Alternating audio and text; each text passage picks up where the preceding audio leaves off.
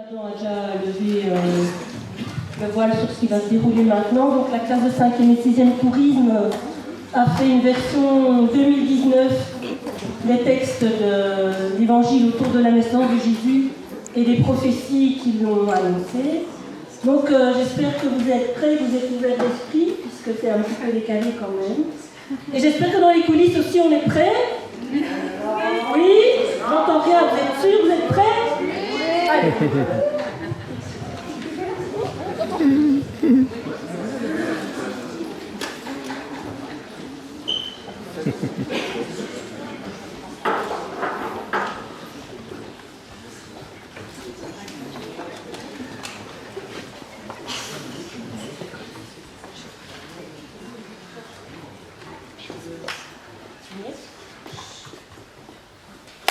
C'est une annonce de la naissance miraculeuse de Jean-Baptiste.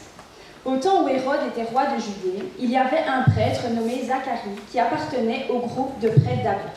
Sa femme, une descendante d'Aaron, le grand prêtre, s'appelait Élisabeth. Ils étaient tous deux de bons pratiquants aux yeux de Dieu et obéissaient parfaitement à toutes les lois et tous les commandements du Seigneur. Mais ils n'avaient pas d'enfants, car Élisabeth ne pouvait pas en avoir et ils étaient déjà âgés tous les deux. Un jour, Zacharie exerçait ses fonctions de prêtre devant Dieu, car c'était au tour de son groupe de le faire. Selon la coutume des prêtres, il fut désigné par le sort pour entrer dans le sanctuaire du Seigneur et y brûler l'encens. Toute la foule des fidèles priait au dehors à l'heure où l'on brûlait l'encens. Y a pas quelqu'un qui a un briquet? Moi. Allez, c'est tranquille. Si, ça s'appelle retour. Lui? Voilà.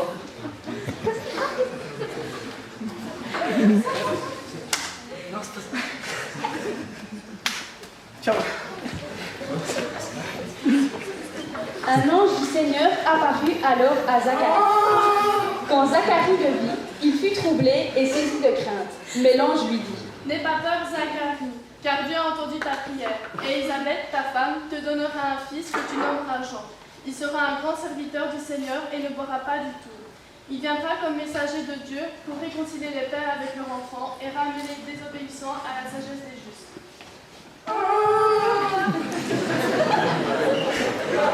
Quand Zacharie eut achevé la période où il devait servir dans le temple, il retourna chez lui. Quelque temps après, Élisabeth, sa femme, devint enceinte, et elle se cachait pendant 5 mois. Elle se disait: Voilà ce que le Seigneur a fait pour moi. Il a bien voulu me délivrer maintenant de ce qui causait ma honte devant tout le monde.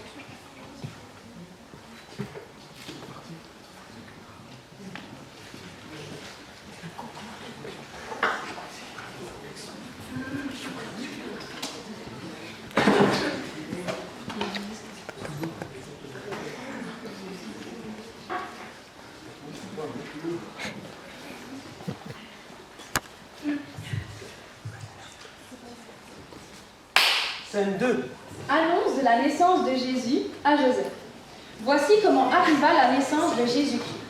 Marie, sa mère, était fiancée à Joseph. Avant leur union, elle se trouva enceinte par le fait de l'Esprit Saint.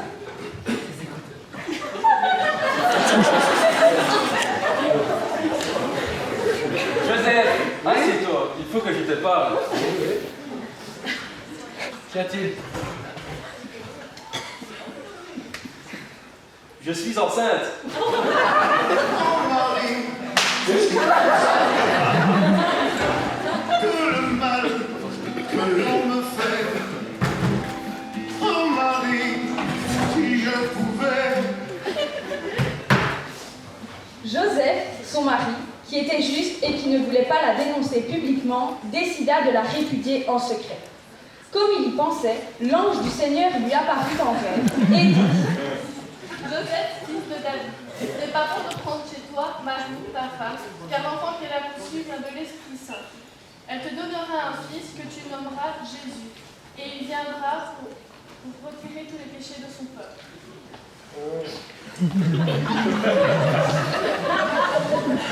Tout cela arriva afin que se réalise ce que le Seigneur avait dit par son prophète. La Vierge sera enceinte. Elle mettra au monde un jeune et on l'appellera du nom d'Emmanuel, c'est-à-dire Dieu avec nous. À son réveil, Joseph fit ce que l'ange du Seigneur lui avait ordonné et il prit sa femme chez lui. On y va?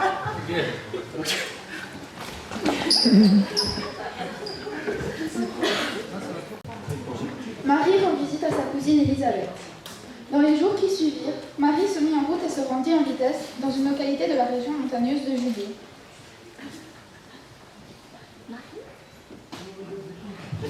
Elle entra dans la maison de Zacharie et salua Élisabeth.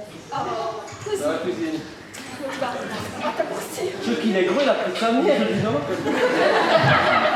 Au moment où Élisabeth entendit la salutation de Marie, l'enfant bougea en elle. Élisabeth fut remplie du Saint-Esprit et s'écria: Dieu t'a béni plus que toutes les femmes, et sa bénédiction reposera sur l'enfant que tu auras. Tu es bénie de Dieu, car tu as cru que le Seigneur accomplira ce qu'il a annoncé à Joseph. Marie resta avec Élisabeth pendant 3 mois environ, puis elle retourna chez elle.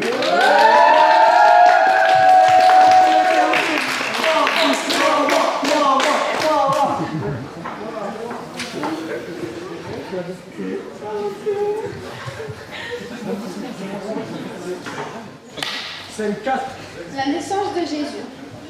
En ce temps-là, l'empereur Auguste donne alors pour compter tous les habitants de l'Empire romain. Tout le monde allait se faire enregistrer, chacun dans sa ville d'origine. Joseph lui aussi quitta Nazareth pour se rendre à Bethléem. Il alla s'y faire enregistrer avec Marie, sa fiancée qui allait bientôt accoucher. Ça fait combien? 20 euros, s'il te plaît. S'il vous plaît. Merci, Uber Taxi. Pendant qu'ils étaient à Bethléem, le jour de la naissance arriva. Elle mit au monde un fils, son premier-né. Allez Jésus à la maison, allez Marie, allez Jésus à la maison, allez Marie, allez Jésus à la maison, allez Marie, allez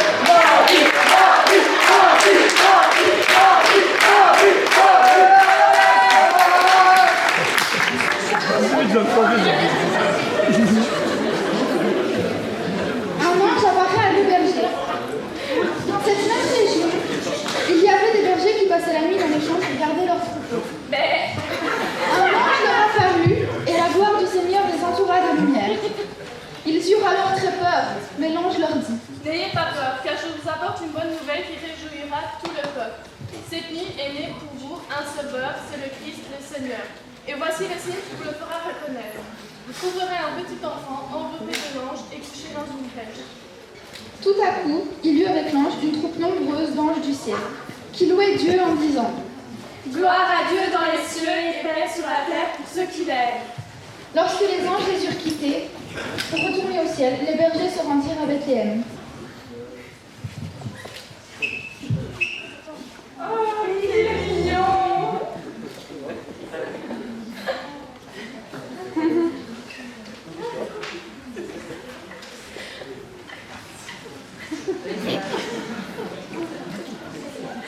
Ils arrivèrent à Jérusalem et demandèrent: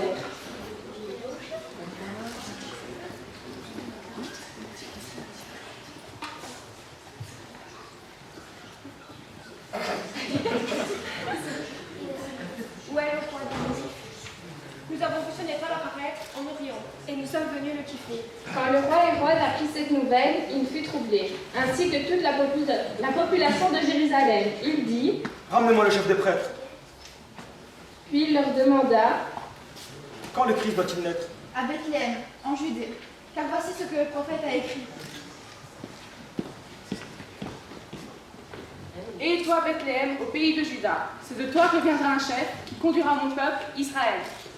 Alors Hérode convoqua secrètement les savants et leur demanda. Où l'étoile est-elle apparue?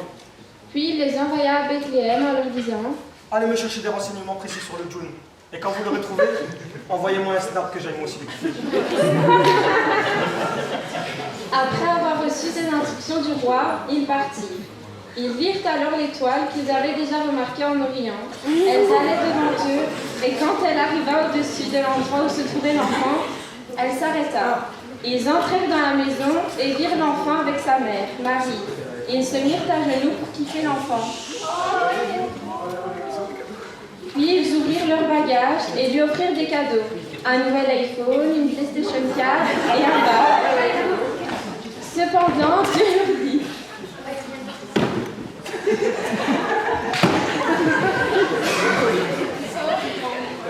Cependant, Dieu leur dit. Ne retournez pas auprès d'Hérode, car il va rechercher Jésus pour le faire tuer. Ils prirent alors un autre chemin pour rentrer dans leur pays.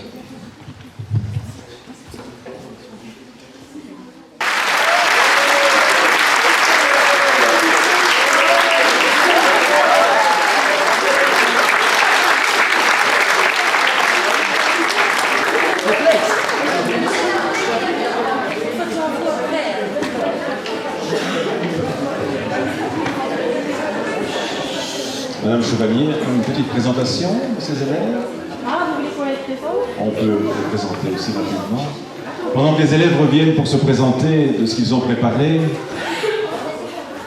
j'ai beaucoup apprécié la précaution oratoire de Madame Chevalier, qui nous disait, j'espère que vous avez l'esprit ouvert. Si la religion, et en tout cas la foi est sacrée, la façon de se l'approprier, de la faire sienne, ne l'est pas. Et donc nous avons assisté à quelque chose d'innovant et qui était vraiment très bien. On peut présenter rapidement tous ces petits élèves qui sont grands quand même. Grace, Gabriel, Maëlys, Matrice et un des bergers, Denis, le prophète Zacharie, Joseph, Morgane, chef des prêtres et narratrice, Marine qui a fait le co-ange et qui était un des rois mages, Cassandra qui était Élisabeth, la cousine de Marie et un des rois mages, Anna le prophète, Nordine qui a fait le gars en cléming, le roi Hérode et le secours pour les décors à la fin. Bénédicte qui était à la sono, qui a fait le berger et le roi mage, Courtenay qui a fait la narratrice et le mouton, et alors Marie la plus...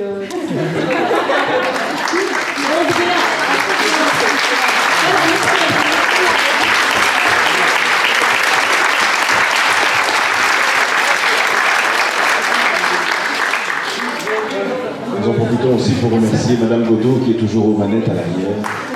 C'est aussi une occasion